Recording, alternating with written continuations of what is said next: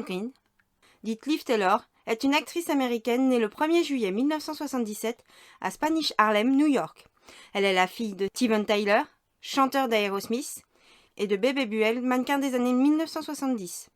Elle commence sa carrière en tant que mannequin, ensuite elle apparaît aux côtés d'Alicia Silverstone dans le clip Crazy, l'un des tubes d'Aerosmith.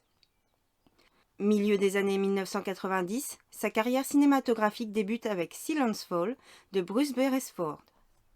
Puis avec Evie de James Mangold, où elle joue une serveuse naïve. Liv décide d'arrêter le mannequinat et de devenir actrice ayant pris goût à la comédie. Après avoir tourné Empire Records d'Alan Moyle, sa carrière s'envole à seulement 18 ans après avoir obtenu le premier rôle dans Beauté volée de Bernardo Bertolucci. Elle apparaît plus tard dans That Thing You Do, film écrit et dirigé par Tom Hanks, qui a reçu des critiques favorables. Depuis, avec son statut récent de star, elle a tourné dans des longs métrages comme le film Rétro, Les années rebelles, aux côtés de Joaquin Phoenix. Fin des années 90, Armageddon, de Michael Bay, où elle incarne la fille de Bruce Willis et la petite amie de Ben Affleck. Le film comprenait les chansons I Don't Want to Miss a Thing et What Kind of Love Are You On d'Aerosmith. Liv joue dans Cookies Fortune avec Glenn Close et Julianne Moore. Puis dans Divine mais dangereuse d'Harold Sward. Elle a ensuite été choisie pour le drame On Gin. Le film était en critique et financièrement infructueux. Cette même année, elle a apparu dans le film de comédie historique Plunkett et McLean. Passons aux années 2000. Elle participe au film de romance-comédie Dr. T et les femmes, aux côtés d'Alan Hunt et Richard Gere. Tyler joue avec Matt Dillon, John Goodman et Paul Reiser dans la comédie One Night at Mike Cole's. 2001 avec Elijah Wood, Viggo Mortensen, Orlando Bloom, Ian McKellen et bien d'autres stars connues. Elle jouera dans le long métrage Le Seigneur des Anneaux, la communauté de l'anneau, réalisé par Peter Jackson. Un an plus tard, Tyler a de nouveau joué le rôle d'Arwen dans Le Seigneur des Anneaux, les deux tours, deuxième volet de la série.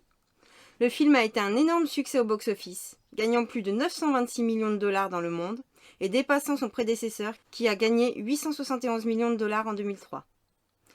Tyler a figuré dans le troisième et dernier épisode de la série Le Seigneur des Anneaux, le retour du roi. Après le succès du Seigneur des Anneaux, elle est apparue aux côtés de Ben Affleck dans la comédie romantique Jersey Girl.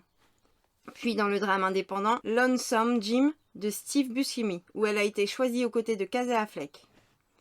Sa prochaine apparition était dans un rôle de soutien dans Règne sur moi, avec l'acteur Adam Sandler.